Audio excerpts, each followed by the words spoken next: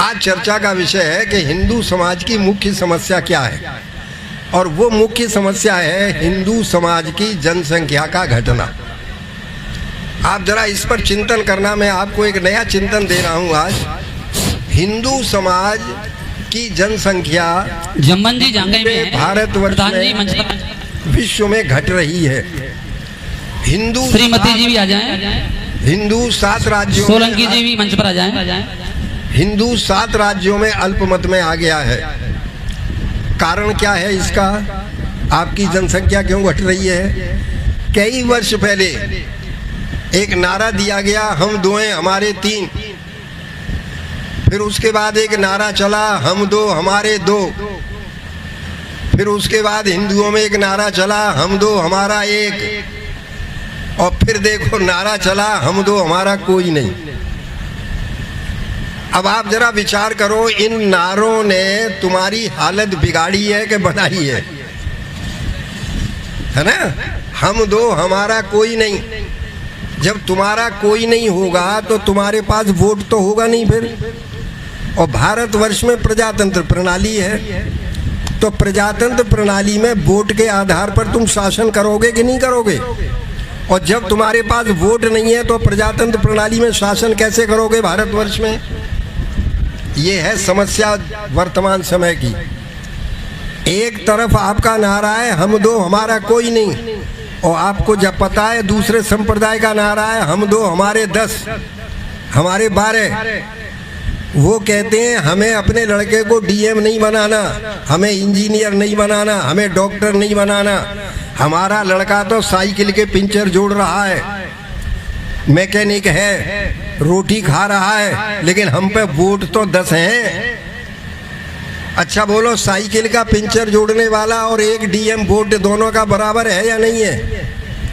तो cycle puncture जोड़ने वाला जो 10 आदमी है, वो 10 वोटर हैं उसके पास, तो वो राज्य करेगा कि तुम राज्य करोगे? ये हिंदू समाज की मुख्य समस्या है, नंबर 1।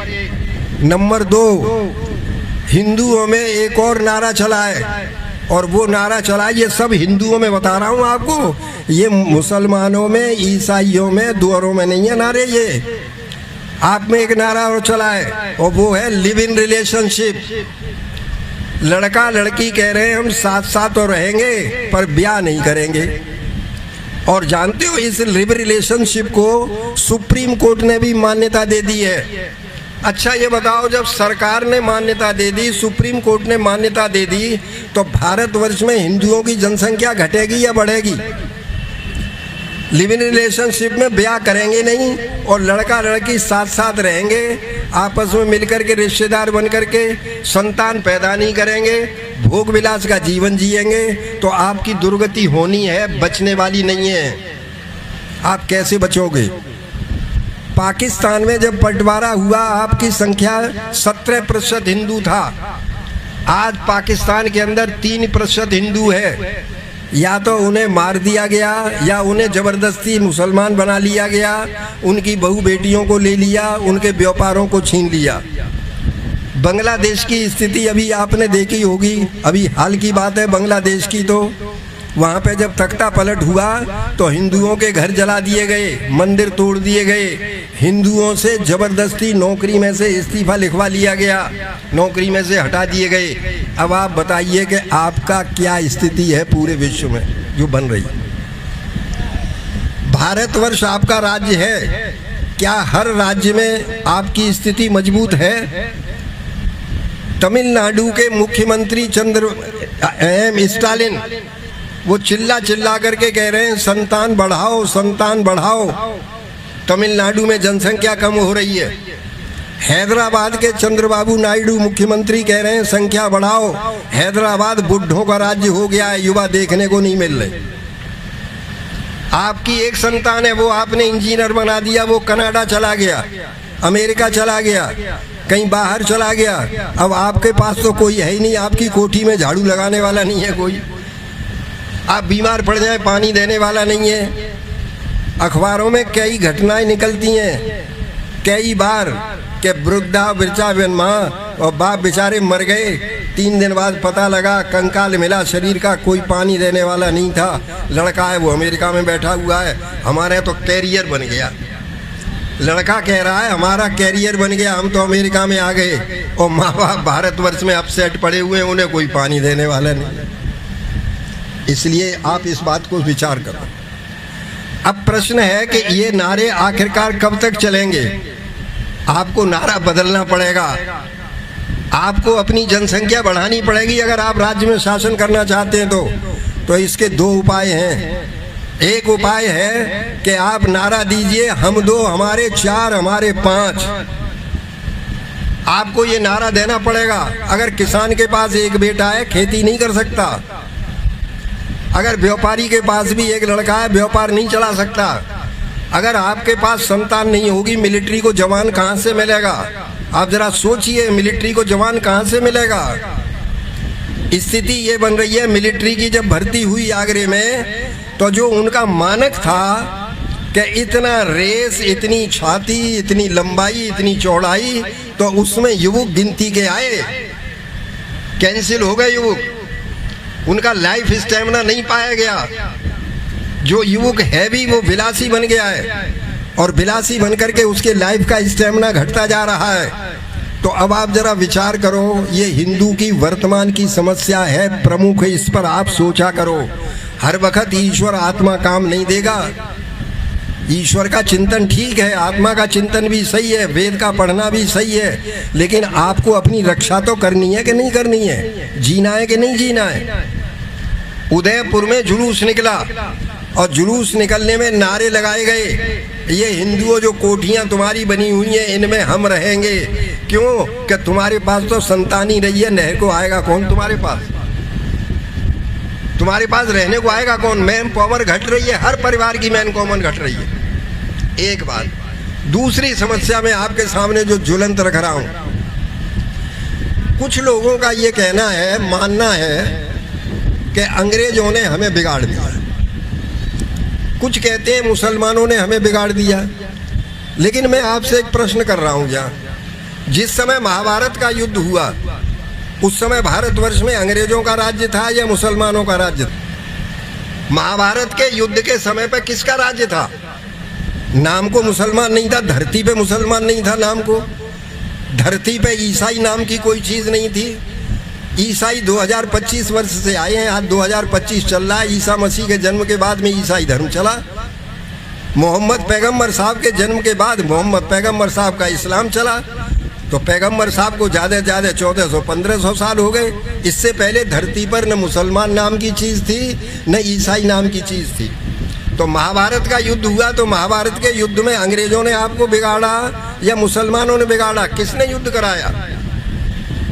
हिंदू में आपस में ईर्ष्या है।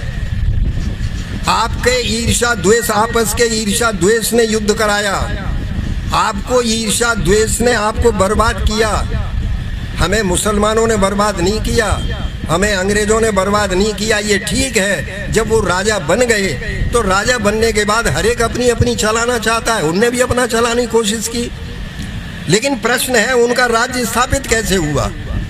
उनका राज्य स्थापित हुआ तो आपकी ईर्ष्या के कारण स्थापित हुआ, आपके द्वेष के कारण स्थापित हुआ उनका राज्य। जिस समय महाराणा प्रताप से अकबर का युद्ध हो रहा था, इतिहास साक्षी है। अच्छा बोलिए, महाराणा प्रताप का सगा चचेरा भाई मानसिंह था या नहीं था?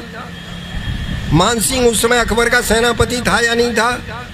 महाराणा प्रताप का सगा भाई शक्ति सिंह, महाराणा प्रताप का सगा भाई शक्ति सिंह अकबर की तरफ से सेना लेकर के महाराणा प्रताप से लड़ रहा था कि नहीं लड़ रहा था? कौन लड़ा रहा था भाई तुम्हें? शक्ति सिंह को, महाराणा प्रताप को कौन लड़ा रहा था?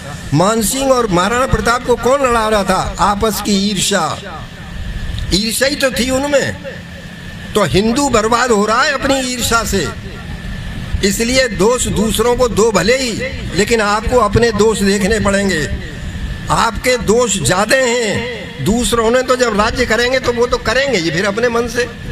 भाई एक राजा जब हो जाता है तो वो अपना साम्राज्य स्थापित करने के लिए सब हथकंडे अपनाता है। तो अंग्रेजों की क्या बुराई है? भारतवर्ष में अंग्रेज आए तो व्यापारी बन करके आए थे वो तो, कि हमें भारतवर्ष से व्यापार करना है। ईस्ट इंडिया कंपनी व्यापार कंपनी थी। 3-4 अंग्रेज आए थे प्रारंभ में, और वो 3-4 अंग्रेज ईस्ट इंडिया कंपनी व्यापार करने आई और धीरे धीरे आप पर राज्य करने लगी। तो किसकी कमी थी भाई? आपकी आबादी उस समय 36 करोड़ थी, और 36 करोड़ पर 3 अंग्रेज आए ईस्ट इंडिया कंपनी के रूप में, धीरे धीरे बढ़ते रहे। उन्होंने व्यापार को बढ़ाया, और व्यापार को बढ़ा करके एक राजा को सहायता दी, दूसरे राजा से लड़ाया, दूसरे को सहायता दी, तीसरे से लड़ाया, और लड़ा करके उन्होंने सब राजाओं पे कब्जा कर लिया। तो हिंदू ईर्ष्या में मारा गया कि नहीं मारा गया? ईर्ष्या में आप बर्बाद हुए हो। आज आप व्रत लीजिए आर्य समाज में, हम हिंदू होकर के हिंदू से ईर्ष्या नहीं करेंगे। ईर्ष्या जो है तुम्हें आज बोलो, हर गांव ईर्ष्या में बोलो बटा हुआ है कि नहीं बटा हुआ है? आर्य समाज में आप कभी कभी झगड़े की बात सुनते हो, सार्वदेशिक सभा में सुनते हो, प्रांतीय सभा में सुनते हो।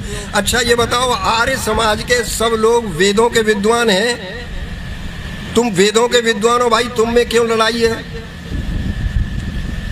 क्या कारण है? इन पर आपको चिंतन तो करना पड़ेगा ना। हम क्यों नहीं मिलके काम कर पा रहे? हमें कौन लड़ा रहा है? हम आपस में लड़ रहे हैं। कोई मुसलमान लड़ा रहे हैं कि आर्य समाज के लोगों तुम लड़ो आपस में? क्या तुम्हें अंग्रेज लड़ा रहे हैं कि लड़ो आपस में? अब तो राज्य तुम्हारा है भाई। अब तो राज्य में ऐसा नहीं है कि राज्य उनका है जो तुम्हें लड़ा रहे हैं, अब तो राज्य तुम्हारा है। लेकिन आप अपनी ईर्ष्या द्वेष को नहीं छोड़ पा रहे। आज भी कोई गांव भारतवर्ष में ऐसा नहीं है, 6 लाख गांव है भारतवर्ष में, कोई गांव ऐसा नहीं है जो ईर्ष्या में जकड़ा हुआ न हो। समाचार पत्रों में निकलता है उस प्रधान ने उस प्रधान को मरवा दिया, चुनावी रंजिश चल रही थी। अच्छा बोलो, किसने मरवाया? हिंदू ने हिंदू को मरवाया कि नहीं मरवाया? भाई ने भाई को मार दिया, एक ही बाप की संतान है, भाई ने भाई को मार दिया। किसने मारा? बेटे ने बाप को मार दिया, बेटे ने माँ को मार दिया, बेटे ने पत्नी का गला घोंट दिया। ये कौन कर रहा है? ये हिंदू ही तो कर रहा है। इसलिए आपकी जनसंख्या घटती जा रही है। आप इस बात पर विचार करो, घरों के अंदर बच्चे ही नहीं है। पहले गांवों के अंदर जितने बच्चे खेलते थे आंगन में, कूद के गलियों में, आज वो शोर दिखाई नहीं देता कहीं भी। कहीं भी उतने बच्चे नहीं है। तो संतान का नारा, एक नारा आपको देना पड़ेगा। हिंदू जाति को अगर बचना है तो नारा देना पड़ेगा कि हम 2, हमारे 4, हमारे 5, और ईर्ष्या छोड़नी पड़ेगी। अरे एक प्रधान हार गया, कोई बात नहीं है, आप उससे ये लेते हो कि हम तो मरवा के छोड़ेंगे अब इसे। अरे हिंदू है, चुनाव हो रहा है, चलो एक हार गया एक जीत गया। अरे जीते वाले के साथ मिलकर के काम करो भाई। अब गांव की तरक्की करो, शहर की तरक्की करो। आप तो उसे रास्ते से ही हटाने के लिए तैयार हो जाते हो। तो जब हिंदू हिंदू को मार रहा है और हिंदू हिंदू को बर्बाद कर रहा है, तो आप बताइए कैसे जियोगे आप? इसलिए ये ज्वलंत समस्या है। हिंदू को ईर्ष्या का द्वेष भाव निकालना पड़ेगा। एक अगली समस्या आपके सामने और रख रहा हूं, और वो है भ्रष्टाचार की और बेईमानी की। अच्छा बोलो, देश आजाद है, मैं दुकान चलाता हूं, मान लो मैं व्यापार करता हूं, दवाइयां बनाने का काम करता हूं। मैं आप अपने ऊपर ले रहा हूं, किसी के ऊपर इसलिए नहीं कोई बुरा मान जाए। मैं दवाइयां बनाने का काम कर रहा हूं, मुझे मालूम है मेरी दवाइयां नकली हैं। मैं रुपया कमाने के लिए दवाइयां बना रहा हूं, कोठी बन जाए, कार आ जाए, मेरा सोफा सेट आ जाए, बढ़िया हो जाए, मेरा मकान बढ़िया बन जाए। और मुझे मालूम है मेरी दवाइयाँ जो है डॉक्टर लोग लिखेंगे, मरीज खाएंगे, और हिंदू खाएंगे, हिंदू ही मरीज हैं ज़्यादातर। अच्छा खाएंगे तो क्या होगा कि हिंदू मरेगा। तो अब आप ये बताइए, मैं जो बेईमानी कर रहा हूँ, इस बेईमानी के द्वारा मैं हिंदू को ही मार रहा हूँ कि मुसलमान को मार रहा हूँ? और मेरी कोठी बन गई है, बस मुझे इतना फ़ायदा है। बेईमानी करके रुपया तो मैंने कमा लिया, मैंने कोठी भी बना ली, लेकिन मैंने हजारों घर बर्बाद कर दिए। किसी का बेटा मर गया मेरी नकली दवाई खा करके, किसी की पत्नी मर गई, किसी का पिता मर गया, किसी का कुछ मर गया। ये भ्रष्टाचार हिंदुओं में सबसे ज़्यादा है, जिसको कहते हैं बेईमानी। इसकी नीयत पता नहीं क्या बात है, अभी अखबार में निकला था कि एटा की ग्राम पंचायतों को 2 करोड़ रुपया दिया गया गांवों का विकास करने के लिए, और उसमें निकला कि 2 करोड़ रुपया भ्रष्टाचार में डूब गए, कोई गांवों में विकास का काम नहीं। अब आप बताइए, ये भ्रष्टाचार जो है हिंदू को बर्बाद कर रहा है कि नहीं कर रहा है? कितना राजस्व सरकार कितनी ग्रांट देती है गांवों के विकास के लिए, शहरों के विकास के लिए, और उन विकास से न हो करके कागज के अंदर बस लगा दिया जाता है, हाँ विकास हो गया, सड़कें बनवा दी, विद्यालय का भवन बनवा दिया, हमने ये काम कर दिया, हुआ कुछ नहीं है वहाँ, और रुपया खत्म। तो ये जो भ्रष्टाचार है आपके देश को पनपने देगा क्या? ये भ्रष्टाचार आपके देश को नहीं पनपने देगा। तो आपको ये सोचना पड़ेगा कि मैं काम ईमानदारी से करूं। आज खाद्य पदार्थों में मिलावट के कारण आदि बीमारियां फैली हैं। मनुष्य के पास इलाज कराने को पैसा नहीं है, डॉक्टर तमाम फीसें मांग रहे हैं, दवाइयाँ महंगी हैं, और ये नकली बेचने वाले आटा तो नकली, मेडिसन तो नकली, मसाले तो नकली। जब सब नकली माल बेचोगे तो खा खा करके बीमार होगा, मिलिट्री को जवान मिलेगा कहाँ से भाई? आगे आपकी मिलिट्री को जवान मिलने वाला नहीं है। ये परिस्थिति बनकर के तैयार हो रही है। इसलिए आपको जनसंख्या पर विचार करना पड़ेगा और अपने उन कामों पर विचार करना पड़ेगा जिन कामों के कारण हमारा पतन हो रहा है। तो भ्रष्टाचार, ईर्ष्या नंबर 1, ईर्ष्या नंबर 1 पर है। ईर्ष्या कारण ही सब संस्थाओं में झगड़े हैं। ईर्ष्या के कारण ही कि वो दूसरे को नहीं आने दे रहा, मैं कब्जा मेरा बना रहे, मेरा कब्जा बना रहे, मैं धन पर आरूढ़ बना रहा हूँ, मैं बना रहा हूँ, बस ये हो रहा है। तो ईर्ष्या नंबर 1 पर है। नंबर 2 पर मैंने भ्रष्टाचार रखा है, और नंबर 3 पर मैं आपसे कह रहा हूँ कि आपको ये नारा खत्म करना पड़ेगा कि हम दो हमारा कोई नहीं। लिव इन रिलेशनशिप एक और रोग पैदा हुआ है। आप देखिए हिंदू समाज में लड़का लड़के से विवाह कर रहा है और लड़की लड़की से विवाह कर रही है, और आपको आश्चर्य होगा कि सुप्रीम कोर्ट में रिट पड़ी हुई है और जजों के सामने बैरिस्टर लोग बहस कर रहे हैं कि लड़का लड़के से विवाह कर ले तो इसे आप कानूनन दर्जा दे दीजिए, अगर लड़की लड़की से विवाह कर ले तो इसे कानून का दर्जा दे दीजिए। अच्छा ये बताओ, ये कानून का दर्जा अगर मिल गया, जैसी कि अभी हालांकि मिला नहीं है, अभी सुप्रीम कोर्ट ने स्वीकार नहीं किया है, कहा ये हमारा काम नहीं, संसद जाने, संसद सोचे इस बात पर। लेकिन आप विचार करो, लड़की लड़की से विवाह कर लेगी, संतान आगे बढ़ेगी क्या? ये तो नैसर्गिक न्याय के विरुद्ध है, परमात्मा की आज्ञा के विरुद्ध काम है। इसको तो बैरिस्टरों को बहस ही नहीं करनी चाहिए। बैरिस्टरों को इस तरह की रिटें सुप्रीम कोर्ट में नहीं डालनी चाहिए, और डाल दी थी तो जजों को रिटें ही खत्म कर देनी चाहिए कि व्यर्थ की रिटें, इनसे क्या लेना देना है, समय बर्बाद हो रहा है सुप्रीम कोर्ट का। लेकिन बहस चल रही है, कानूनी दर्जा दे दिया जाए। अब आप सोचो ये हिंदू का दिमाग बिगड़ा है कि नहीं बिगड़ा है? कितनी विकृति है हिंदू के दिमाग में कि लड़का लड़के से विवाह कर रहा है और लड़की लड़की से विवाह कर रही है, और ये जो बैरिस्टर्स हैं ये भी कह रहे हैं कि हाँ कानूनी दर्जा दे दो। क्यों दे दो कानूनी दर्जा भाई इस तरह के लिए? इस तरह से तो हिंदू जाति समाप्त हो जाएगी। ये मुसलमानों में रोग नहीं है बिल्कुल, ये रोग ईसाइयों में भी बिल्कुल नहीं है। भारतवर्ष में उनकी संख्या दिनों दिन बढ़ती जा रही है। भारतवर्ष में पार्टीशन के बाद जो मुसलमान था बताते हैं 5 करोड़ था, और आज 5 करोड़ का फिर 25 करोड़ है भारतवर्ष में। तो उनकी संख्या तो बढ़ रही है। उनके यहाँ न लड़का लड़का विवाह कर रहा है न लड़की लड़की, उनके यहाँ तो आपकी लड़कियों में लव जिहाद चल रहा है। उनका मुसलमान युवकों का लव जिहाद चल रहा है, और लव जिहाद में उनका क्या है कि किसी तरह से हिंदू लड़की को अपने प्रेम जाल में फांसो, उससे विवाह करो, उसका धर्मांतरण करो मस्जिद में ला करके, और उससे उत्पन्न जो संतान होगी उससे हमारी संख्या बढ़ेगी। तो मुसलमान में तो ये योजना चल रही है, उनके यहाँ तो लव जिहाद चल रहा है। और पूरे भारतवर्ष में हजारों संख्या लड़कियां हर वर्ष मुसलमानों के लव जिहाद में आकर के और उनसे विवाह कर रही हैं। अब आप बताइए कि क्या किया जाए? ये है, अभी आपने टीवी देख रहे होंगे रोजाना, एक ज्योति मल्होत्रा का केस आ रहा है। ये हिंदू लड़की थी, है ना, पाकिस्तान को रहस्य दे रही थी अपने देश के, आतंकवादियों के साथ मिली हुई थी। अब बताओ हिंदू लड़की है, आतंकवादियों से मिली हुई है, पाकिस्तान को भारत के भेज दे रही है। अब ये हिंदू लड़की हो करके क्या इसके दिमाग में इतनी बात नहीं आई कि मैं अपना कौम का कितना बड़ा नुकसान कर रही हूँ?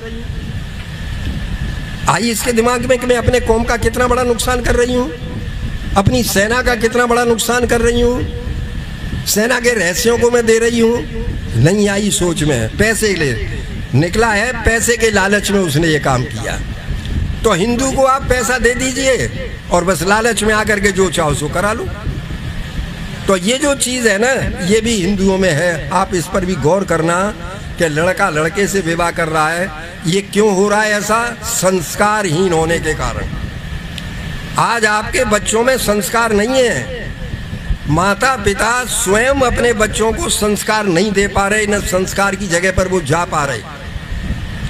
तो जब लड़का लड़की संस्कारित ही नहीं है, तो संस्कारित न होने के कारण उनके मन में जो आ रहा है सो वो कर रहे हैं, जिस वातावरण में पल रहे हैं। पैसे वालों की जो हालत है, और मैं आपको आगे बता रहा हूँ, जो पैसे वाले हैं हाई फाई क्लास, जिन पर करोड़ों रुपया है, जिनके पास कोई संपत्ति की कमी नहीं है, वो सब 5 स्टार होटल से जुड़े हुए हैं। उनकी महिलाएं 5 स्टार होटलों में किटी पार्टी करती हैं, कॉकटेल पार्टी चलती है जिसमें शराब की पार्टी चलती है। अगर उनकी मीटिंग भी होती है तो 5 स्टार होटलों में होती है जिसमें हजारों रुपया पेमेंट वो करती हैं। लेकिन गरीब बच्चों का, हिंदू के गरीब बच्चों का, अनाथालयों का, गऊओं का, गुरुकुलों का, इनका कोई काम नहीं कर पाता। लेकिन कभी कभी देखो आर्य समाज काम कर रहा है। बम्बई घाट के ऊपर आर्य समाज की एक घटना सुनाता हूँ। बम्बई घाट के ऊपर आर्य समाज में एक महिला आया करती थी, बहुत पैसे वाली थी, अपनी कार थी, गाड़ी थी, आती थी जाती थी। उस पर प्रभाव पड़ा आर्य समाज के उपदेशक का, एक का, और उसने जाकर के क्या किया कि अपने पैसे का सदुपयोग प्रारंभ किया और वो अपनी गाड़ी लेकर के झुग्गी झोंपड़ी में जाने लगी जहाँ मजदूरों के बच्चे रहते थे।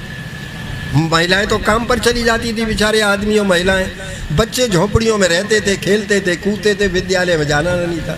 वो उनके बीच में पहुंचती थी, उनके लिए चॉकलेट ले जाती थी, बिस्कुट ले जाती थी, उनके खाने पीने का सामान, तेल, कंगा, शीशा, कपड़े, और जाकर के उन बच्चों को इकट्ठा करती थी। इकट्ठा करके पहले चॉकलेट बिस्कुट बांटती थी, वो इकट्ठे हो जाते थे बच्चे, फिर उन्हें समझाया करती थी, नहाने धोने का पाठ सिखाती थी, तेल देती थी, कंगा शीशा ले जाती थी, बांटती थी। धीरे धीरे उन बच्चों में जाकर के उसने साल भर तक मेहनत की और उन बच्चों में ऐसे अच्छे अच्छे गीत, नाटक वगैरह उन्हें सिखाए। साल भर बाद जब घाट के ऊपर आर्य समाज का कार्यक्रम हुआ तो उस महिला ने कहा कि 1 घंटे का मंच मुझे दिया जाए, मैं 1 घंटे के मंच पर उन बालकों को प्रदर्शित करना चाहती हूँ जो झुग्गी झोंपड़ी के बालक हैं। आप आश्चर्य करेंगे, 1 घंटे के अंदर उन बालकों ने जो प्रदर्शन मंच पर किया, अच्छे अच्छे विद्यालयों के विद्यार्थी नहीं कर सकते। देखो, जब पैसे वालों ने पैसे का सदुपयोग किया तो समाज अच्छा बना कि नहीं बना? कितने बच्चे अच्छे बन गए, कितने बच्चों का कल्याण हुआ। तो इसलिए पैसे वालों के लिए कपूर साहब की बड़ी सोच है ऊंची। आप भी बता रहे थे कपूर साहब कि मैं पैसे वालों से कहना चाहता हूँ कि तुम जो पैसा शराब में बर्बाद कर रहे हो, होटलों में बर्बाद कर रहे हो, अरे इन पैसे के द्वारा तुम कम से कम गुरुकुलों के 2 विद्यार्थियों को, 3 विद्यार्थियों को पढ़ाने का संरक्षण ले लो कि चलो हम 2 विद्यार्थियों को पढ़ाने का हम दे दें। तो पैसे का सदुपयोग बोलो होगा कि नहीं होगा? बहुत बड़ी योजना है। इस तरह के व्यक्ति, कपूर साहब जैसे व्यक्ति अगर समाज के अंदर आने लगे, काम करने लगे, स्वयं भी पैसे वाले हैं वो। और देखो ये तमाम पुस्तकें उन्होंने ये दी हैं, ये बांट रहे हैं वो फ्री, अपनी छप बातें और देते हैं कि प्रचार वैदिक धर्म का करना। तो ये मैंने आपके सामने समस्या रखी। अब एक समस्या और सुनो आप, जो इनसे भी ज़्यादा ज्वलन समस्या बन रही है, और वो क्या है कि हिंदू जाति स्वाध्याय बिल्कुल नहीं कर रही। पहले कम से कम ये वृद्ध माताएं बैठी हुई हैं, रामायण की चौपाइयाँ बोलो याद थी कि नहीं आप लोगों को? घर में आप रामायण पढ़ा करती थीं, चौपाइयाँ सुनती थी, बहुएं कह दिया करती थी बेटे उसे जा दादी के पास, दादी तुझे कहानी सुनाएंगी, और दादी फिर बड़ी बड़ी अच्छी कहानी सुनाती थी। आज दादी, अम्मा, बाबा कोई भी स्वाध्यायशील नहीं रहे। आज हिंदुओं के घर में न तो गीता है, न रामचरितमानस है, न रामायण है, न वेद हैं, न उपनिषदें हैं। अच्छा, जब स्वाध्याय तुम नहीं करोगे तो आप ये बनाओ, बिना स्वाध्याय के क्या जीवित रह सकते हो? ऋषियों का साहित्य जब तक नहीं पढ़ोगे आपकी बुद्धि पवित्र नहीं होगी। ये लड़के से लड़का जो विवाह कर रहा है, ये बुद्धि अपवित्र है, तभी तो ऐसा काम कर रहा है। ये बुद्धि क्यों बिगड़ी है? ये बुद्धि इसलिए बिगड़ी है कि ऋषियों का साहित्य नहीं पढ़ रहा। आर्य समाज ने इस क्षेत्र में बहुत बड़ा काम किया है। जब से आर्य समाज की स्थापना हुई, आर्य समाज के विद्वानों ने स्वाध्याय किया, कुरान पढ़े, वेद पढ़े, पुराण पढ़े और इन्होंने शास्त्रार्थ किए और शास्त्रार्थ करके बचाया हिंदुओं को। जगह जगह शास्त्रार्थ, मुसलमानों के मौलवियों से, मुल्लों से, ईसाई पादरियों से तमाम प्रकार के शास्त्रार्थ हुए। एक शास्त्रार्थ में आपको सुनाता हूँ, देखो, स्वाध्याय के बल पर 1892 पंडित गणपति जी शर्मा कश्मीर में, महाराजा करण सिंह हैं इस समय, उनके पिताजी थे महाराजा हरि सिंह। महाराजा हरि सिंह के पिताजी थे महाराजा प्रताप सिंह। महाराजा प्रताप सिंह के समय में एक विदेश से पादरी आया जिसका नाम था जॉनसन। संस्कृत पढ़ करके आया और उसे कई दर्शन शास्त्रों का ज्ञान था और उसने आकर के कश्मीर में, कश्मीर के महाराजा प्रताप सिंह से ये कहा, महाराज मैं कश्मीर में शास्त्रार्थ करना चाहता हूँ आपके पंडितों के साथ, और मेरी शर्त ये है कि अगर आपके पंडित हार गए तो आपको ईसाई धर्म स्वीकार करना पड़ेगा, और अगर मैं हार गया तो हिंदू धर्म स्वीकार करूँगा। देखो उसकी चालाकी देखो कि मैं हार गया तो मैं तो हिंदू धर्म तो एक आएगा वो, और राजा अगर ईसाई बनता है तो पूरा कश्मीर ईसाई हो जाएगा। तो राजा के सामने उसने शर्त रख दी कि महाराज अगर आपके पंडित शास्त्रार्थ में हार गए तो मैं ईसाई आपको बनना पड़ेगा। राजा ने ये संदेश पूरे कश्मीर में भेजा। कश्मीर शारदा देश कहलाता था, ब्राह्मणों का, बहुत विद्वान थे, शारदा नगरी कहलाती थी। तो उन्होंने संदेश भेजा, कोई भी पंडित शास्त्रार्थ के लिए तैयार नहीं हुआ जॉनसन। अब राजा के सामने समस्या आई कि ये तो बड़ा कश्मीर की बेइज्जती का सवाल है कि कोई भी पंडित शास्त्रार्थ के लिए तैयार नहीं हो रहा है। तो एक ने कहा, महाराज अगर आप कहें तो इस समय एक आर्य समाज के बहुत विद्वान हैं, पंडित गणपति जी शर्मा, वो आए हुए हैं श्रीनगर में, अगर आप कहें तो हम उन्हें आमंत्रित कर लें, वो तैयार हो जाएंगे। महाराज ने कहा, भाई ये तो कश्मीर की इज्जत का सवाल है, अगर तैयार हो जाएं तो आमंत्रित कर लो। तो गणपति शर्मा के पास जब वो संदेश पहुंचा तो गणपति जी शर्मा नाटे कद के थे, चूरू जिले के थे, राजस्थान के, राजस्थान का गौरव है, राजस्थान के थे, चूरू जिले के, नाटे कद के थे, सांवला रंग था, कंधे पे थैला डाला, बोले कि हम तो तैयार हैं, हम तो ऐसी शिकार देते ही रहते हैं। वो पहुँचे, महाराजा के सामने बातचीत हुई। महाराज ने कहा, उनकी शर्त यह है कि महाराज कोई चिंता मत करो, आप शास्त्रार्थ तो कराइए, ये तो शास्त्रार्थ के बाद की बात है हर जीत का, कि आप ईसाई धर्म स्वीकार करेंगे कि वो हिंदू धर्म स्वीकार करेगा। जॉनसन के पास संदेश भेजा गया, जॉनसन तैयार था। जॉनसन को ये था कि मैं दर्शन शास्त्रों का हूँ, कश्मीर में कोई पंडित ऐसा है नहीं जो दर्शन शास्त्र पढ़ाओ, जो पढ़ते हैं नहीं हिंदू, जो तो हार ही जाएंगे। उसे क्या पता था कि मेरा पाला आर्य समाज के पंडित से पड़ जाएगा। देखो शास्त्रार्थ प्रारंभ हुआ, एक तरफ पंडित गणपति शर्मा बैठे, एक तरफ वो पादरी जॉनसन, और महाराजा स्वयं प्रताप सिंह अध्यक्षता कर रहे हैं। ये राजेंद्र जिज्ञासु ने शास्त्रार्थ लिखा है, आप पढ़ लेना के। पंडित गणपति शर्मा और जब दोनों आमने सामने बैठे हैं तो जॉनसन कहता है, पंडित जी मैं शास्त्रार्थ करने आया हूँ और मेरी शर्त है कि अगर आप परास्त हो गए तो महाराजा को ईसाई धर्म स्वीकार करना पड़ेगा, और यदि मैं परास्त हो गया तो हिंदू धर्म स्वीकार करूँगा। तो पंडित गणपति शर्मा कहते हैं, चिंता बात नहीं है, तो बाद की बात है भाई, शास्त्रार्थ तो प्रारंभ करो। तो पंडित गणपति शर्मा ने कहा कि एक बात बताओ जॉनसन साहब, हमारे यहाँ कई शास्त्र हैं, हमारे यहाँ वेदों को भी शास्त्र, अब देखो आप गणपति शर्मा जी की बात, आर्य समाज का विद्वान है, स्वाध्यायशील, क्या कहता है, हमारे यहाँ 4 वेद हैं, शास्त्र हैं, हमारे यहाँ 6 शास्त्र हैं, हमारे यहाँ उपनिषदों को भी शास्त्र कहते हैं, हमारे यहाँ अर्थशास्त्र है, हमारे यहाँ नीति शास्त्र है, हमारे यहाँ तर्कशास्त्र है, हमारे यहाँ धर्मशास्त्र है। जाने उसने कितने सुना दिए, और सुना करके बोला, जॉनसन साहब ये बताओ तुम किस शास्त्र का कौन सा अर्थ करना चाहते हो? आप किस शास्त्र पे शास्त्रार्थ करना चाहते हो? वेद पे करना चाहते हो? वेद भी हमारे यहाँ ऋग्वेद, यजुर्वेद, सामवेद और अथर्ववेद हैं। उपनिषदें भी हमारी 11 प्रामाणिक हैं। हमारे यहाँ ब्राह्मण ग्रंथ हैं, हमारे यहाँ ये जो आरण्यक ग्रंथ है, हमारे यहाँ ये तमाम हैं। और अर्थशास्त्र, नीतिशास्त्र, तर्कशास्त्र ये सब हैं। अब पादरी जॉनसन हतप्रभ हो गया। वो तो 2-3 दर्शन जानता था बस। उसे क्या मालूम था कि मुझे ऐसे पंडित से पाला पड़ेगा जो इतना स्वाध्यायशील है। और फिर देखो एक बात और कही पंडित गणपत शर्मा ने कि जॉनसन साहब एक बात और बताओ, अर्थ से आपका क्या मतलब है? अर्थ माने हमारे यहाँ धन भी है। अर्थ का मतलब हमारे यहाँ फॉर, वास्ते, जैसे इंग्लिश में मीन कहते हैं, वो भी है। और अर्थ हमारे यहाँ धर्म चतुष्टय में भी आता है, धर्म अर्थ काम मोक्ष। अब ये बताओ कि अर्थ से आपका क्या मतलब है?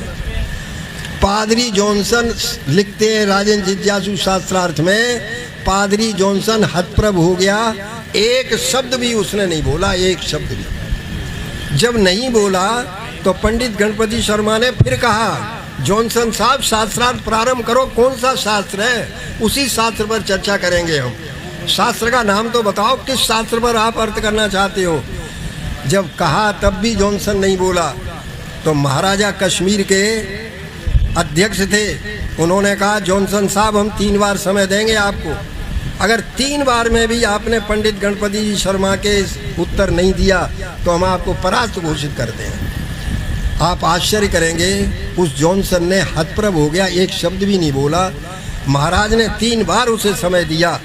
जब 3 बार के समय देने पर भी नहीं बोला तो उसे जॉनसन को परास्त घोषित कर दिया और कहा, जॉनसन तुम्हें ईसाई धर्म नहीं, अब हिंदू धर्म स्वीकार करना पड़ेगा। लोगों ने उस समय पंडित जॉनसन को, पंडित गणपति शर्मा को कंधों पर उठा लिया। महाराजा ने एक थाल अशरफियों का और कश्मीरी शॉल बुलाया। तो पंडित गणपति शर्मा ने कहा, महाराज मैंने ये शास्त्रार्थ शॉल के लिए नहीं किया है, अशरफियों के लिए नहीं किया है। कश्मीर के अंदर आपके बाबा की तरफ से, महाराजा गुलाब सिंह की तरफ से, और उससे पहले भी कश्मीर में आर्य समाज पर बैन लगा हुआ है प्रचार पर। आप इस आर्य समाज के बैन को समाप्त कर दीजिए और कश्मीर के अंदर आर्य समाज की स्थापना करिए। तब ये कश्मीर में, श्रीनगर में आर्य समाज मंदिर बना, महाराजा प्रताप सिंह, पंडित गणपति शर्मा की वजह से। तो आर्यों, मैंने आपसे निवेदन किया, अगर आप स्वाध्याय नहीं करोगे तो आप कभी भी सफल नहीं हो पाओ। ईसाई और मुसलमान बराबर आपकी जाति को देखो काटने में लगे हुए हैं। बराबर ईसाई मुसलमान आपके बच्चों को, उन जातियों को, पिछड़ी जातियों को, जिनमें आप, जिनको दलित कहते हो, जिनको आप नीच कहते हो, आप उन जातियों को मुसलमान और ईसाई बना रहे हैं। भारतवर्ष में जितना मुसलमान है ये सब हिंदू था, ये कोई अरब से आके थोड़ी बसा है। भारतवर्ष में जितना ईसाई है ये सबका सब हिंदू था, ये कोई इंग्लैंड से आके नहीं बसे हैं। तो ईसाई मुसलमान ये सब हिंदू थे, लेकिन आज से 1600 साल, 1700 साल, 2500 साल पहले ये सब के सब मुसलमान और हिंदू बने। उससे पहले सब के सब आप आर्य थे। आर्य के बाद आपका नाम बिगड़ा, आप हिंदू बन गए। आपका राज्य आपका था। युधिष्ठिर महाराज चक्रवर्ती सम्राट थे। पूरे संसार में महाभारत काल तक संस्कृत भाषा चला करती थी, केवल वेद का ज्ञान था। महाराज युधिष्ठिर में जब राजसू यज्ञ किया है तो अमेरिका का बब्रवाहन और यूरोप का बिडालाक्ष राजा, ईरान का शल्य, चीन का भगदत्त, ये सब भेंट लेकर के आए थे। युधिष्ठिर आपका सम्राट थे आप युधिष्ठिर। तो अब आपका इतना पतन हुआ तो अब आप ये मानोगे कि आपको संतान बढ़ानी है? आप तैयार हैं इस बात के लिए? संतान बढ़ानी है, नारा दो, हम 2, हमारे 4, हमारे 5। और एक दूसरा तरीका संतान बढ़ाने का, और वो है मुसलमानों की और ईसाइयों की शुद्धि, जो स्वामी श्रद्धानंद ने प्रारंभ की थी, जो पंडित लेखराम ने प्रारंभ की थी, जो महाशय राजपाल ने प्रारंभ किया था, और जिस शुद्धि के कारण स्वामी श्रद्धानंद और इनका बलिदान हुआ था। मथुरा के आसपास के गांव जितने भी थे, कम से कम 60,000 थे मुसलमान। स्वामी श्रद्धानंद ने शुद्धि का आंदोलन जब चलाया तो कम से कम ये 60,000 जो मथुरा के आसपास के गांव थे, ये सब मलकाने थे, ये सब के सब शुद्ध होकर के हिंदू हो गए। तो आज कम से कम इतना गांव के गांव शुद्ध तो हुए। आर्य समाज ने शुद्धि का काम बंद कर दिया। आर्य समाज केवल आज भाषणबाजी रह गई है हमारी, हमारा व्यवहारिक काम नहीं है। शुद्धि बहुत आवश्यक है, बिना शुद्धि के तुम्हारी संख्या बढ़ नहीं सकती है। उनकी संख्या बढ़ रही है, आप कैसे घटाओगे? आपको मुसलमानों के अंदर मित्रता करके, मुसलमानों के अंदर अपना काम करके आपको शुद्धि का आंदोलन फिर से चलाना पड़ेगा। ईसाइयों के अंदर शुद्धि का आंदोलन चलाना पड़ेगा, जैसे कि पहले शुद्धि के आंदोलन आर्य समाज ने चलाए थे। आर्य समाज ने बहुत काम किया है।